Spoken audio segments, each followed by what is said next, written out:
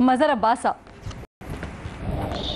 یہ گڈا گڈی کا کھیل نہیں ہے، یہ کٹ پتلی کا کھیل ہے. پیچھے سے کٹ پتلیاں کون چلا رہا ہے آپ نے دیکھا ہوگا کٹ پتلی کا تماشا.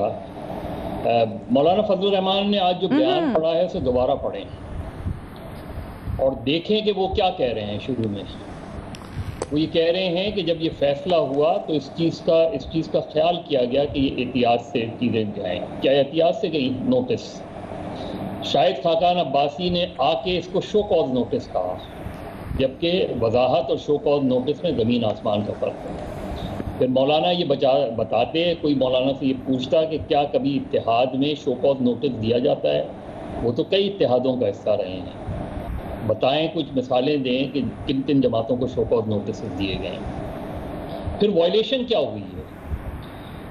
یہ جو استعفے کے ساتھ لانگ مارچ کو جوڑا گیا جو پیپلز پارٹی کا موقف ہے، تو یہ بتایا جائے کہ کیا، اور یہ وہ سوالات ہیں جو مسلم لیگ نون نے مسلم لیگ کی قیادت سے پوچھے. سر شو کاز تو باپ والے ایشو پہ دیا گیا نا؟ نہیں بہت کہ حکومتی اتحادی سے مل کے ووٹ کس طرح؟ دیکھیں جب اختلافات شروع ہوتے ہیں نا تو پھر باتیں ملٹیپلائی ہوتی رہتی ہیں. گڑبڑ تو چک شہزاد سے شروع ہو گئی تھی نا.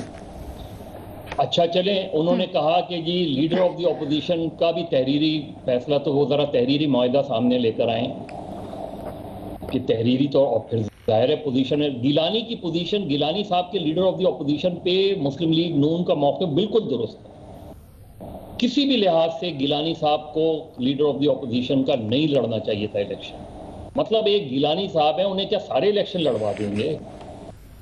چیئرمین سینٹ بھی، سینیٹر بھی، چیئرمین سینٹ بھی، لیڈر آف دی اپوزیشن بھی، پھر کل اگر وہ مقدمہ جیت گئے تو دوبارہ چیئرمین سینٹ بھی بن جائیں گے.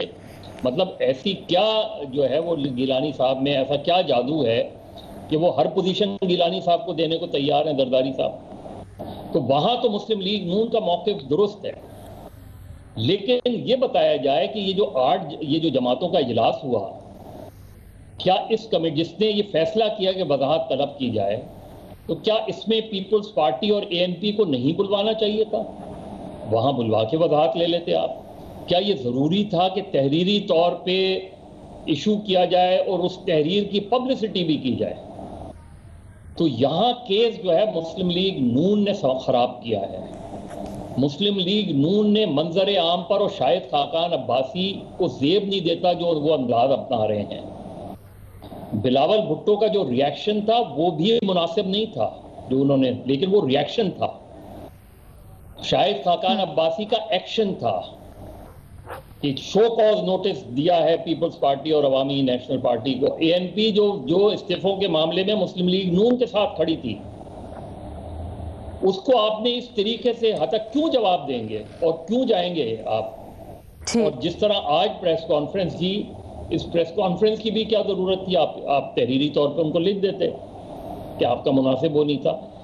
جو چیز جس انداز میں آج بلا لیتے آپ پیپلز پارٹی اور اے این پی کو، ٹھیک ہے، انہوں نے تو یہ اعلان تو نہیں کیا نا کہ اچھا وہ بھی ان سے یہ گلا کرتے ہیں. وہ کہتے ہیں جب آپ سے وضاحت طلب کی گئی تھی تو آپ ہم سے درخواست کر لیتے کہ اجلاس بلا لیتے. لیکن اچھا مظہر صاحب ایک چیز آپ نے کہا ہے، ایک منٹ مجھ سے وضاحت طلب کرنے کے لیے آپ ان دونوں کو بلا لیتے نا. ضروری تھا کہ آپ تحریری وضاحت مانگتے، آپ دونوں جماعتوں کو انوائٹ کرتے، وہاں پوچھتے کہ یار آپ اس کی وضاحت کریں. میرا خیال ہے ٹھیک ہے. مظہر عباس صاحب مجھے ایک چیز بتا دیں، ابھی آپ نے کہا اس کو کٹ پتلی کا کھیل، اور پھر آپ نے اس کو لنک کیا اس نشست سے جس میں استعفوں سے نفی کیا گیا اس لانگ مارچ کے فیصلے کو. تو کیا آپ کو لگتا ہے کہ یہ کچھ کسی درمیان میں سازش کے نتیجے میں یا کچھ چل رہا تھا جس کے نتیجے میں ساری ڈیمانڈز ہوئی؟ دیکھیں دو واضح لائن ہیں. مسلم لیگ نون یہ چاہتی ہے کہ بس تمام کشتیاں جلا کر آپ اسلام آباد چلیں اور چڑھائی کر دیں.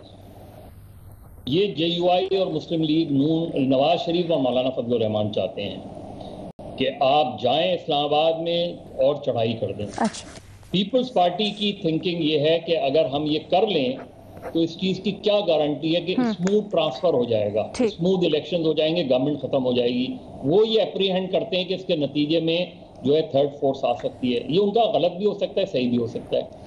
تو اس پہ انسسٹ کرنا، یعنی جو چک شہزاد میں ہوا اس کا ایک بیک گراؤنڈ تھا جو وہ یہ سمجھ رہے تھے کہ اس پر آل آف سڈن استعفوں کی بات کیوں آ گئی کہ پہلے استعفا دیں پھر لانگ مارچ. وہ ان کا خیال یہ تھا کہ آپ لانگ مارچ کریں وہاں تک پہنچیں گے اور یہ بیسک ایجوٹیشن کا طریقہ ہوتا ہے. اچھا ایکسٹریم ٹھیک ہے. ایکسٹریم ایکشن ہمیشہ سب سے آخر میں رکھا جاتا ہے. یہاں انتہا پر نہیں جانا چاہیے تھا, انتہائی آپشن سب سے اینڈ میں رکھنا چاہیے تھا. اور ابھی بھی آپ کو نہیں لگتا کہ پیپلز پارٹی اور ANP نظر ثانی کریں گی اپنے استعفے کے فیصلے پہ یا PDM سے الگ ہونے کے؟ ٹھیک ہے.